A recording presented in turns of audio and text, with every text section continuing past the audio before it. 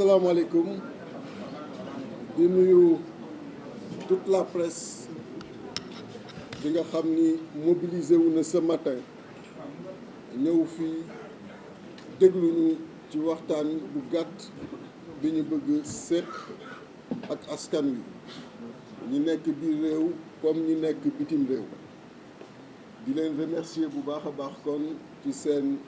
taxawaay ce matin di nuyu kilifa diine yi kilifa aada yi di nuyu képp ku nekk Sénégal di leen ndokkale ci seen taxawaay bi ñu am boobu ba tey ba yàlla def li xew démb mën a xew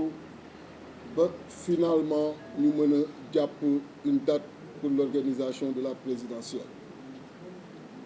loolu dinaa ci dellu si léegi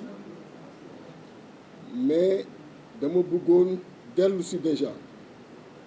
ci li nga xam ni moo xew démb assemblée nationale dama jotoon ci wax fii waxoon opposition catégorique bi ma amoon contre projet de loi d'amnistie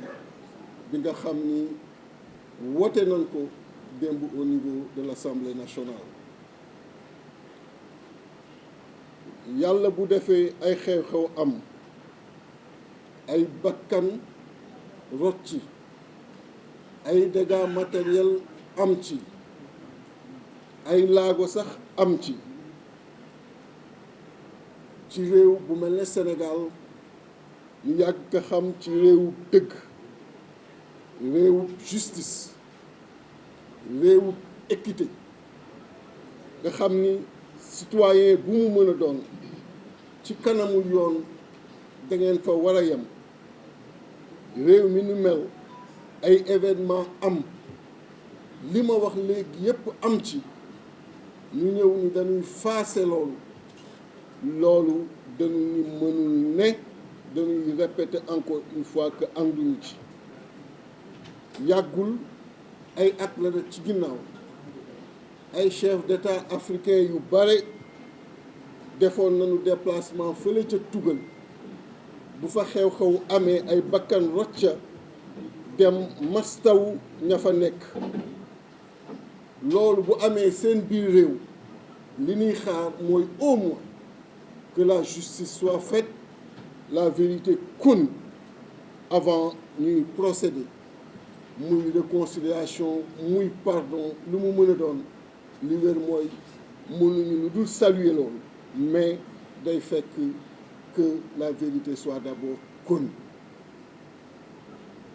xëy na ñu bare fàtte nañ ko mais moo tax dox ci principe wér ñi ma àndal muy ñi nekk ci coalition Déthié Fall 2024 dama ni leen sénégalais yi xam nañu lenn ci man mooy tànk bu may séqi xooluma ci sama bopp li ma ciy xool mooy seen njariñ li ma ciy xool mooy liy taaral démocratie liy taaral les libertés xëy na fàtte ngeen ko mais ci xew-xew yooyu ca laa amee man mii condamnation man mii di wax ak yéen jalal ma condamné ci xew-xew yooyu man mii di wax ak yéen ca lan ma fekkee sama buntu siège yóbbu ma tëj ma fukki fan prison Sébikotane kon xam ngeen ni li xew démb ci ñi nga xam ni dañ ciy bénéficier wu ca laa bokk mais c'est pas parce que da lay effacer loo say peine que nga war a mën a nangu lu dul yoon doo ko dénoncer doo ci taxaw bi war doo rester que sur les principes et sur les convictions parce que l'engagement politique de valeur transcende les intérêts personnels et ne doivent rester accrochés que ci li nga xam ni mooy njariñu askan wi même bu fekkee yow da nga ci war a ñàkk nga ñàkk ci loolu laa gëm ci politique moo tax bi ma sama benn collaborateur en son temps rappelé ma loolu ma ni ko jarul ma rappeler parce que loolu du tax mukk may wax voté leen ci lu ma gëmul même bu fekkee dama ci war sacrifier wu loolu sénégalais yi xam nañ ko ci man dinaa ci sacrifier wu mais du ma wax mukk du ma wax mukk voté leen pour voté leen contre laa wax donc di féliciter député yi nga xam ni yépp démb à l'Assemblée nationale sans hésitation voté nañu contre cette loi qui n'honore pas notre démocratie, qui n'honore pas notre République, et di jël fi l'engagement ferme devant les Sénégalais que si je bénéficie de leur confiance ci élection bi nu jëm à l'issue dinaa dellusiwaat ci loi d'amnistie boobu pour que la vérité soit connue d'abord avant ñuy wax réconciliation avant ñuy wax pardon parce que ku ma xam ni nitu jàmm la wante ku ma xam it xam ni nitu dëgg la te dëgg mooy jiitu jàmm pour que jàmm boobu doon jàmm buy law. Le président Macky Sall fixé na hier par décret la date de l'élection présidentielle pour le 24 mars. Au même moment, le Conseil constitutionnel nga xam ni ñun candidat et ci décision 5E wax na ko ci lim ñun ñoo ko saisiroon waxoon que ginnaaw le président de la République Macky Sall ci décision bi nga jëloon le 15 février waxul ba tey élection yi kañ la war a am war ngaa mën a tànn bis pour wax kañ la démb mu génne décision tànn le 31 mars pour élection yi wax nañu ni te moo am day tombeek donc jour Pâques am nañu suñuy réalité yi nga xam ni nit mënu ko ignorer moo tax dëgg la le Conseil constitutionnel moo nekk ci kaw ñépp et sa décision doit être appliquée dëgg la mais man personnellement parce que sama bopp laa mën waxal dérangé wu ma que ñu organiser élection yi le 24 mars toujours dans l'esprit de sacrifice pour la démocratie dans l'esprit de sacrifice pour taaru République dans l'esprit de sacrifice pour image bu Sénégal bu nu waree wàññi campagne électorale bi jëlee ko 21 jours war ko def 15 jours awuma ci problème donc ñu def que le 24 mars awuma ci problème ñu def que le 31 mars awuma ci problème mais nañu bàyyi xel cette réalité et li metti rek mooy li ñu naan tout ça pour ça dàq nga élection yi limub weer lan nga ci am ci diggante bi mooy loi d'amnistie boo jàllale en procédure d'urgence au niveau de l'Assemblée nationale kon lan moo waroon en réalité dàqut élection bi lan moo waroon en réalité poñe la démocratie sénégalaise lan moo waroon en réalité salfaañe le calendrier électoral dem nga bay waaj a dem natt ak anam boo ko mën a nattee gis ni sa candidat du jàll gis ni sa candidat du la remplacer nga ni kon balaay élection di am may jël le risque d'être remplacé par quelqu'un d'autre naa jël les précautions pour que li fi xew yépp ñu faase ko loolu moo wundu weer bi nga xam ni kon tegu na ci élection waxtu bi mu waroon am di le 25 février weer boobu li ko wund moo doon fexe ba ci diggante bi noo accéléré pour am une loi d'amnistie. Est-ce que loolu jaroon na tey Sénégal di vivre li nga xam ni vivre na ko et ñun acteurs politiques yi suñu malheur par moment mooy dañuy fàtte ni du ñun képp ñoo téye Sénégal, du ñun képp ñoo nekk Sénégal, du ñun képp ñoo ŋànk Sénégal te suñu ay jëfin suñu ay doxalin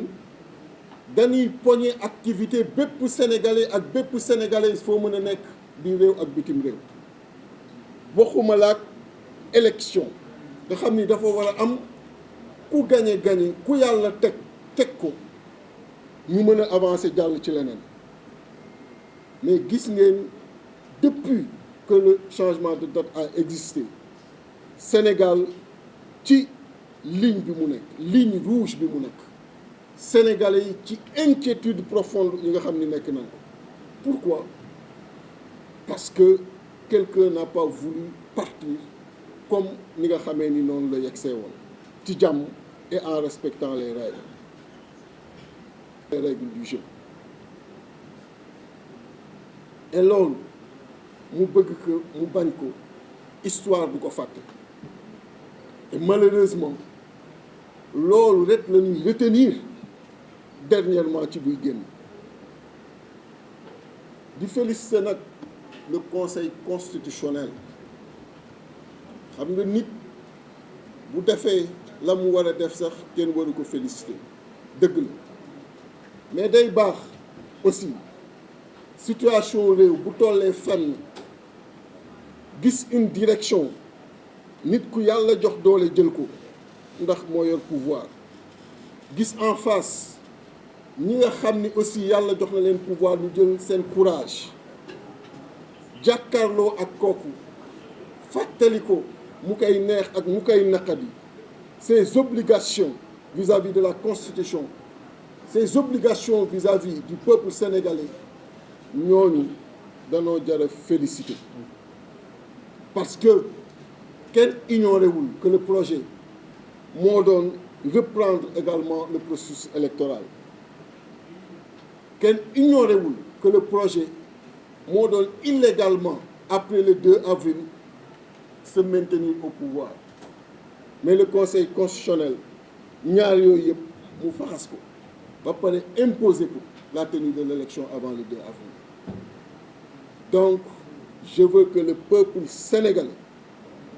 quel que soit par ailleurs li fi jot a jàll rendre un vibrant hommage à ces sages du conseil constitutionnel nga xam ni traité nañ leen tur yu nekk dernièrement dem ba mettre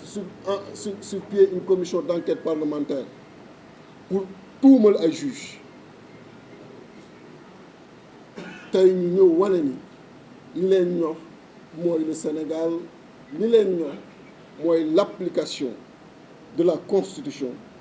quel que soit par ailleurs ki nga xam ni moo bëgg leneen même bu fekkee président de la République la ak bépp doole bu ko yàlla jox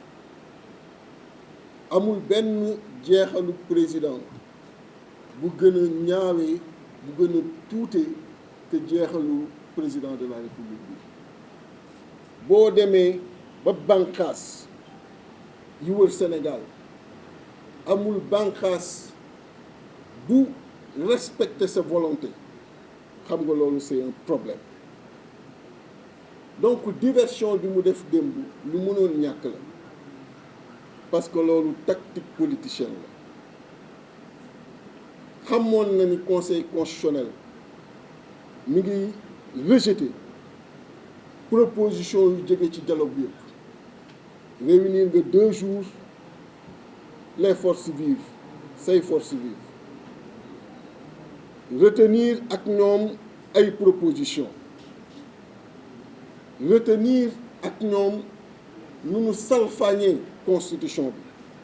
bi retenir ak ñoom une date buy salfaañee constitution bi nga nekk en plein conseil des ministres ñu xamal la ni conseil constitutionnel rejeté na loolu lépp mu leer ni la tey titre journaux yëpp dafa doon porté ci revers boobu bi la conseil constitutionnel def malgré 2 jours yi nga xam ni mobilisé nga nit ñi pour def sa dialogue nga xam loolu nga ni naa def de la diversion naa dissoudre le gouvernement, nommer un premier ministre. On lui rappelle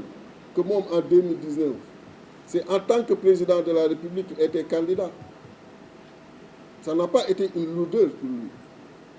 alors qu'il avait beaucoup plus de charges. Donc on ne peut pas nous faire croire que c'est pour libérer son candidat Premier ministre qu'il a dissous hier le gouvernement. C'est une diversion, une tactique politicienne, parce qu'il connaissait d'emblée le revers bi nga xam ni jot na ko venant du Conseil constitutionnel. Et il ne voulait pas aujourd'hui justement que les titres consacrés wu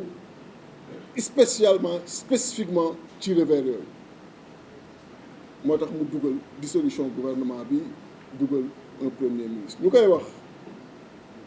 Et ça a toujours été une revendication de toutes les oppositions qui se sont succédées.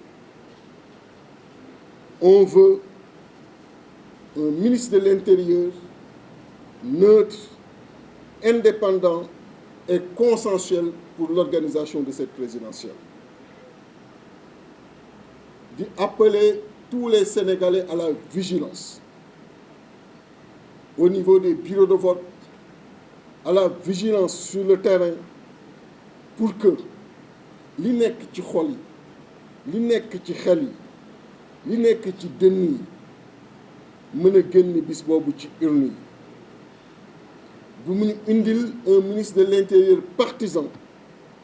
bu mu ñu indil un ministre de l'intérieur buy njuuj njaaj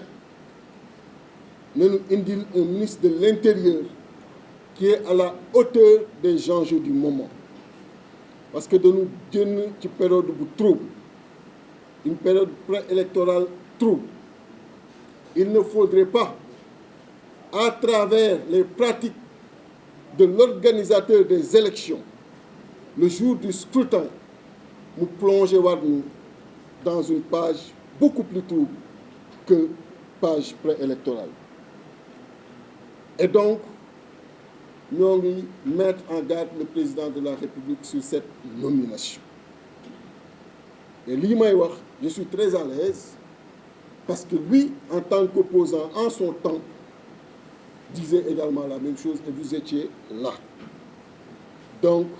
il n'a qu'à faire en sorte que kii ñëw donne une personnalité neutre et indépendante. Di wax Sénégalais yëpp que la coalition Déthié Fall 2024, dès ce dimanche au plus tard, sera sur le terrain politique, sera en campagne